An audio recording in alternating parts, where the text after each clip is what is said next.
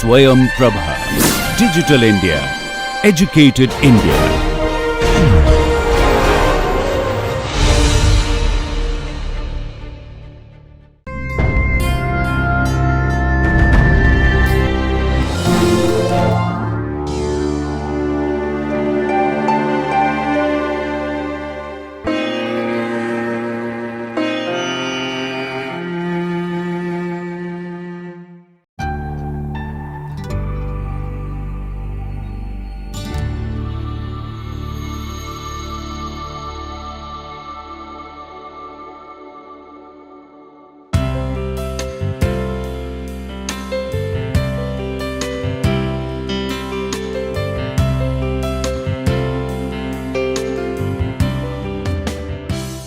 Welcome friends once again to the NPTEL module on strategic trade and protectionism, theories and empirics. We are now on the 7th week of the module, and where we have been discussing the 32nd lecture on the types of non-tariff barriers. Since this is the most prevalent restrictions or the barriers among the member countries, its specific attention is very essential to be discussed in the classroom. So, since the whole module is framed on protectionism, so we are emphasizing largely on each type of barriers as part of the non-tariff restrictions. So, let us unfold the discussion. Here we go as with a structure. The structure is morely confined to non-tariff barriers. Also, we have added here customs unions, though we are going to take off this part in the next week. Customs union, role of WTO, regionalism, multilateralism, groupism. So, those aspects will be emphasized in the next week. Now, we are only sticking to these aspects, only sticking to this side of the discussion, though these are connected. Now, let us understand what are the types broadly. In the last week, we discussed types of tariff barriers and its effect on countries' development or country's growth. There are in terms of welfare gain or less losses, those aspects we have discussed. Now, this week in the first two lectures we have or in the very first lecture, 31st lecture, we discussed what are the latest facts and figures of tariff, especially non-tariff barriers. Facts and figures, those are collected either from UNCTAD report, very latest report we discussed in the last lecture, by product, by countries, by exact sector, and by HS classification.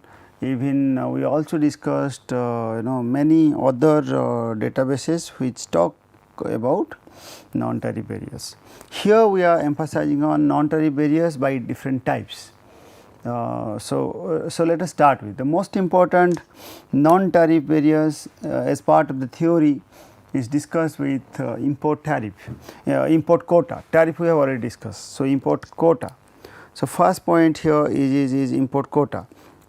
Now, now followed by import quota again, what exactly we are going to look at. I mean, our next lecture is identifying the exact implications of import quota. How much it has impacts on the country's welfare will be discussed in the next lecture, but here we are emphasizing different types and their practice as under WTO. Now, quota one line, very short line is written that direct, it has direct consequences, it has direct restriction, quantity restriction. More effectively, if shifting demand, then quota can be understood very clearly, and also there are certain inefficiencies in the distribution of permits. if the quota restrictions, we will discuss this, if quota is actually auctioned off or permits are not given correctly, then it might dilute. So, we will discuss. Then export subsidy, we are actually giving subsidies to the exporters to in order to facilitate trade, in order to reduce the international price, in order to make our product competitive. Many countries try their best to facilitate in terms of exports. Another content here, it is written VER. VER stands for voluntary export restraints. Voluntary export restraints, where and there are other important aspects like technical administration related, technical or administration related regulations. So, besides that, we also talk about dumping. China used to practice dumping in the international market, especially in the Indian market. We will also discuss this. Besides that, there are many other forms of non-tariff barriers should be emphasized. So, this part we are not discussing right now, we will be taking off in our next week lecture, while we discuss international trade agreements. Now, as a part of introduction, though we have already discussed the framework, non-tariff measures include a diverse array of policy measures which serve different purposes. So, it has diversity in terms of implementation. Among the various types of non-tariff measures, technical barriers especially we will talk about TBTs are most prevalent, and in the majority of the international trade is actually regulated by some form of the technical barriers. Like since all the trades that take place among the member countries are attached with many technical features.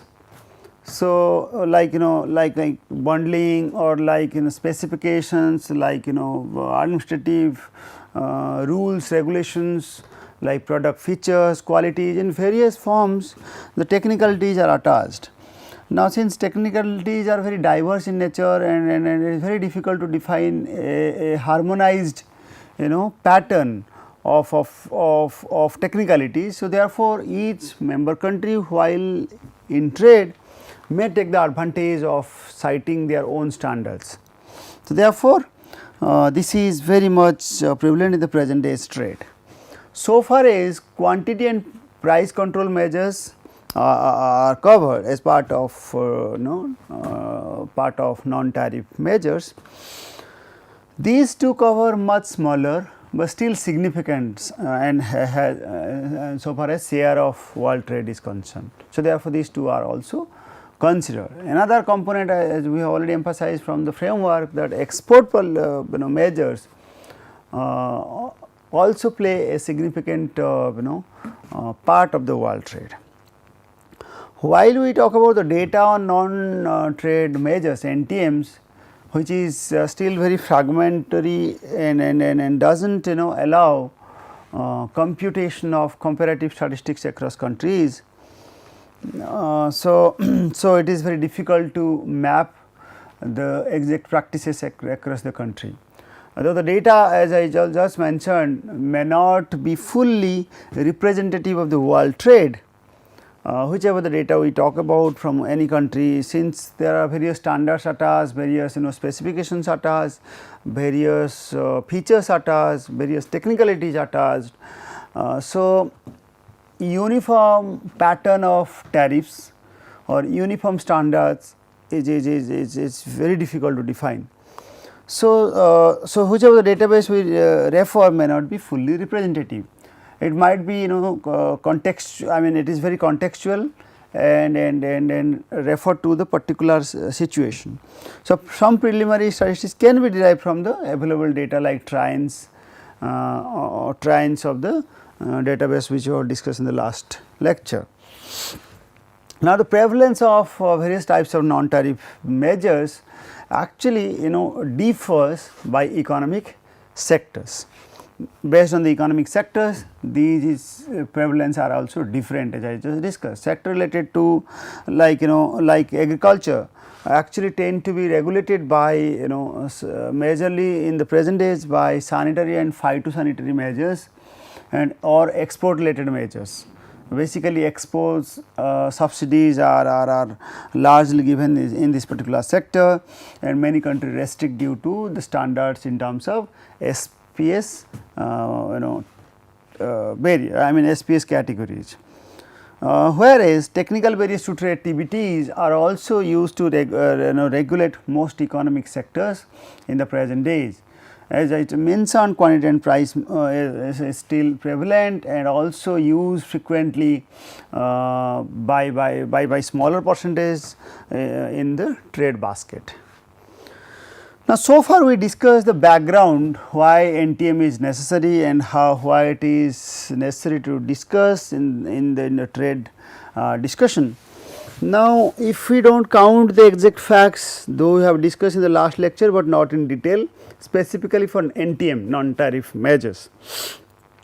So, let us have a look at it, and this is the source from UNCTAD Secretariat calculation using UNCTAD TRANS data.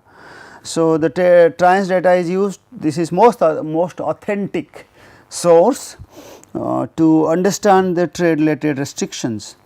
Now, here we go emphasizing the NTM in the world trade. Look at here. Now, this is coverage ratio, and frequency index is highlighted in the deep color, where I mean in the present days till the latest period, I think this is the period referred to 2017 data, where these are divided by the broad classification. On the left panel we are discussing world trade and not by sectors, but in the right panel we are emphasizing by sectors. So far as technical barriers to trade is concerned, this carries highest coverage in the present days out of the total non-tariff measures. Now, here we are mentioning SPS, TBTs, price control, quantity control, finance related support to export, export related support directly, or any other type of barriers like countervailing duties, like specification related restrictions, like admin restrictions. There are various other ways to discuss. Now, here TBTs as a whole actually captures the highest, followed by export promotion and SPS. These three are the major component. Now, look at the right hand panel. In my right here we are emphasizing by sector all those components within agriculture or within manufacturing or natural resources. Now, it is observed from the data that these two components are highest within agriculture. Then around, look at around 80%, 60 to 80% restrictions are made in the agriculture sector. Whereas similarly, in order to protect the natural resources also, many countries practice restricting through through TBT channel, technical barriers to trade channel. Now, we will emphasize here now in order to interpret this, as I just said, international trade is highly regulated through the imposition of TBTs, which is consisting of more than 30% of the product lines. Here it is the figure TBTs, so far as frequency is concerned, more than 30%, more than 30% in the product lines, and almost 70% of the world affected, 70% of the world affected due to these TBTs. Okay. Now, so far as price control measures are concerned, nearly 20% of the world trade, price control around 20% of the world trade, but it is less than 20%. And whereas export measures is slightly higher than the price control. Measures are frequently applied to international trade, still their use is largely related to agriculture sector. Now, export measures are again here is the export measure in agriculture sector, it is highest. We are saying export measure is second highest, it is actually due to agriculture sector. All right. and most of the world agricultural trade subject to the imposition of TBTs and SPS especially in agriculture sector we just explained. Now, these are the important interpretation of different protections as per the latest data. Now, what are the types we have already discussed. Import quota, it is directly on the quantity imported to the country within a given specified period. Usually 1 year is referred, but maybe sometimes it is quarterly, sometimes it is half yearly. So, similar tariff quota, import quota and tariff quota. Tariff quota is a combination of tariff and quota. So, certain percentage of tariff and certain percentage of quota. Technical standards we will discuss in a short while. Similarly, anti-dumping duty, countervailing duty basically against subsidies on the productions or exports, license requirements, custom valuations, classification procedure are broad classification of types. Now, let us explain it one by one. We have certain confusions on different types by which are called defense measures, which are called non-tariff restrictions or barriers. I feel there are 4 broad categories in the definition of WTO, World Trade Organization, where they categorically defined which are called defense measures. The country actually or the WTO rules and regulations enforced in a manner to defend or create certain measures to defend the country's trade. They are like anti-circumvention, anti-dumping, anti-subsidy and safeguard measures. These are just anti-circumvention basically related to the product lines which are actually copied or product lines which are followed, which are just slightly changed without actually protecting the original innovator. So, anti-circumvention laws are effective in protecting those cases. Similarly, anti-dumping basically the prices which are differentiated in different countries or in different markets are controlled by anti-dumping measures. Anti-subsidy are the subsidies given to different sectors. If few subsidies are given, usually it has been argued by many developing countries in different WTO framework to restrict the extent of subsidies provided by United States to their agriculture sector, by which their agriculture sector has been defined as the sector which that is more competitive in the international market. Now, similarly, various other forms of safeguarding procedures are followed as per the laws of WTO. Now, another part is called tariff changes. If the tariff percentage are also changes are also part of restrictions. Instead of maintaining the tariff, we are changing frequently, it is also creating lots of trouble. Now, what are the non-tariff barriers? Broadly we have discussed, but we will emphasize the important aspects. Import controls, state aid related subsidies. So, therefore, anti-subsidy laws are framed. There are certain rules which regulate the maximum amount of subsidy should be given. Public procurement policy, you cannot just procure whatever we want, so that in future it may deter the extent of market, and thereby in certain other period the market can able to take advantage in terms of prices and to restrict trade. Similarly, localization policy, localizing any product and what kind of facilitations are provided is also important. Capital controls and exchange rate policy, export controls and other instruments like TBTs and SPS will be discussed. So, the use of trade defense measures not tariff barriers remained strong in 2017 with around 300 new investigations started at the WTO. So, 300 new investigations started, because of the trade defense related measures undertaken by WTO. So, and cumulatively there were more than 1500 instances over the time, especially in 2017 it was 300. I mean over the time more than 1500 instances where trade involves defense measures. So, in I mean till the date 2017 those instances are in effect actually. During the last decade, developing countries have become increasingly more active in practicing defense related measures which we have already discussed. So, what are the different defense in reality from 2005 to 2017 over this period as per the UNCTAD data source and their calculation. We are just referring to understand the differences. Now, here it is mentioned as the color which is more deep is for the developing countries and the lighter color are for the developed countries. Now, so far as trade defense measures are concerned, now you can understand this very clearly, this gap as compared to this gap.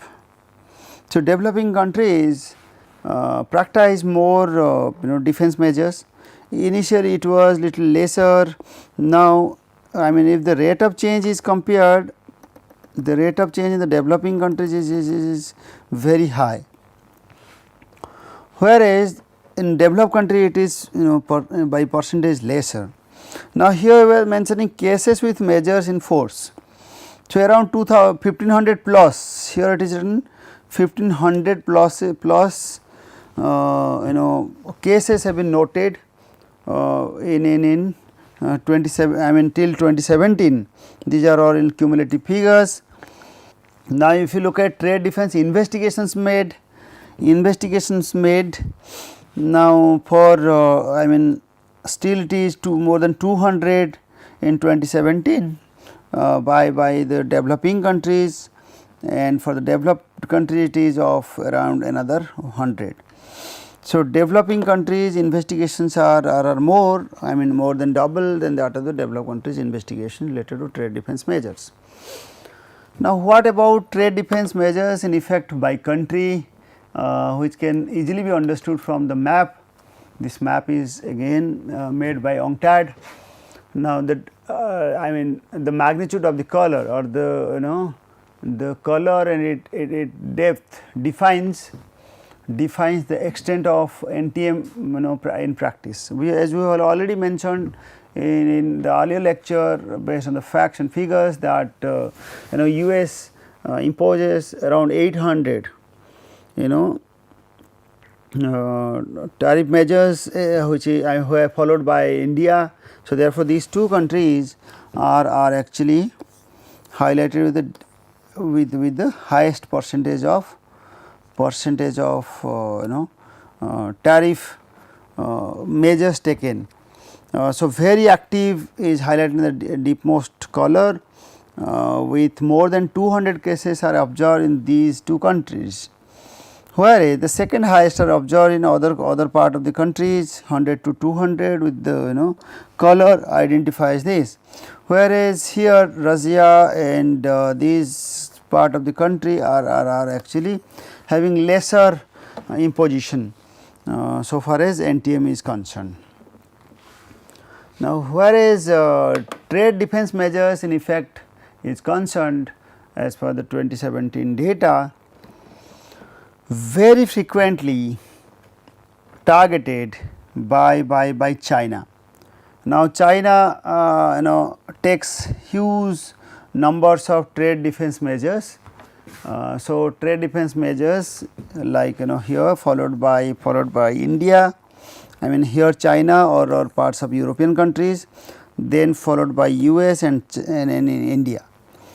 So, these are the data from WTO ITIP data which I already discussed. Now, so trade defense measures in effect are discussed and which is actually important for discussion for all of us, because of the fact that trade defense measures are largely practiced by China. I think this gives very good picture in understanding non-tariff barriers. As I already discussed various types of non-tariff measures. Out of that, import controls carries huge percentage in practice. Out of that import control measures, there are around 7 or 8 indicators which are very important. 9 indicators here mentioned. Out of that there are import bans, import incentives, import licensing related requirements, and import monitoring. Import quota will be emphasizing with the help of diagrams and its effect in the next class. And import tariff quota, where tariff as well as import both are in practice, the combined tax, not just tariff individually, both are taken together. Then import related measures.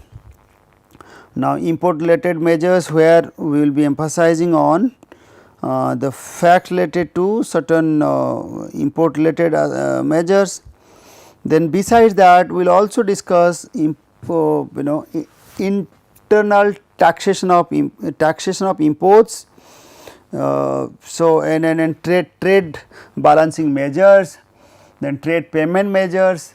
Among all those different 9 indicators, we will be emphasizing majorly on import quota with diagram.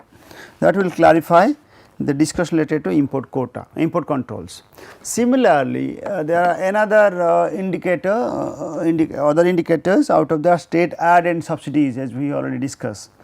Subsidies may be in kind, may be subsidies through financial grant, and generally financial assistance are provided in the production process, which has been largely debated in WTO negotiations, like interest payment subsidies to the loan grantee, especially for production related subsidies, and state aid, NES, state loans, tax or social insurance reliefs, etc., are also given simultaneously for making the products very competitive. Now, look at public procurement policies I mentioned as part of the NTM measures. Those might be public procurement access, and maybe of localization of the procurement, and similarly of procurement preference margin. The margin preference can be changed, that will also restrict trade. Now, so far as localization policy is concerned, as I mentioned that it facilitates local operations, local sourcing, and localization incentives to localize the domestic products in the international market. For example, a country can facilitate the importer to localize the product of another country. So, in that case, that will be actually countervailing the duties, the countervailing the trade patterns. Similarly, so far as capital controls and exchange rate policies are concerned, it is related to checking with price stabilization, also checking with competitive depreciation, if there is any strategies taken by the member countries. So far as some other technical restrictions are concerned, as I mentioned repeatedly, SPS and TBTs carry the huge percentage, as we already verified. Now, which are the product lines by sector, we can explain for the year 2017, which are the segment having highest amount of SPS or TBTs. Here the figure says that let me read out. Animal, first was animal products, vegetable products, oil and related fats, food products. These 4, food, oil and fats, vegetable and animal products, actually carry highest amount of SPS related measures practiced by mostly by developing countries. Now, otherwise like mining, office machineries, communication related product are actually facilitated across the globe, and which is not restricted. and this is especially SPS related measures. We will also discuss these details in our SPS class in the next day. Today we are emphasizing on purely on non-tariff by types. TBTs measures are largely followed. TBTs are actually taken in almost all the products, but majorly again on oil and fats, motor vehicles, then animal products, food products, etc. Paper, metal, basic metals are actually attaching less TBT measures, whereas quantity or price measures are concerned or export measures are concerned. We are comparing these two. Quantity or price measures, I already said, quantity related productions or dumping related price practices. The countries like are more practicing on animal products, food products, vegetable products, petroleum products. Whereas in case of export measures, 4 indicators, again 4 to 5 indicators like oil and fats in almost all the categories we have observed, animal products, vegetable products, food products and petroleum products, where export related measures have also been given.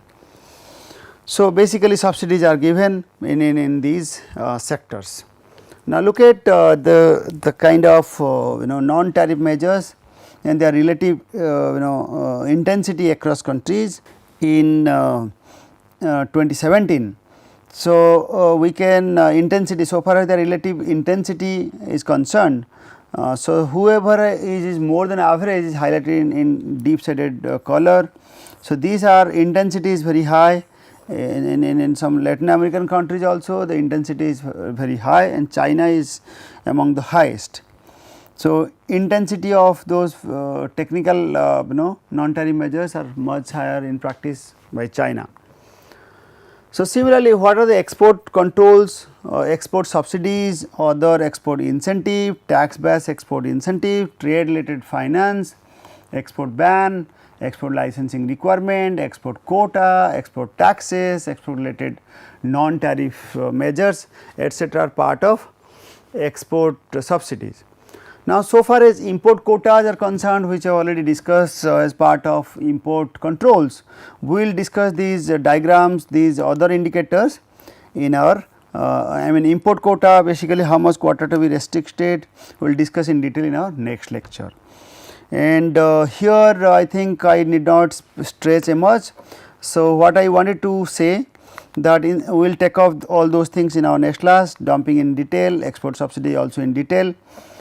So, in short, we have discussed various facts of non-tariff defense measures or various restrictions measures by different countries, by sectors or at different period of time. Also, we also emphasize different types of non-tariff barriers characterized by WTO. So, in the next class we will clarify the impacts or effects of those impacts, some of those impacts. I think it is understood to you. I should stop here. Thank you.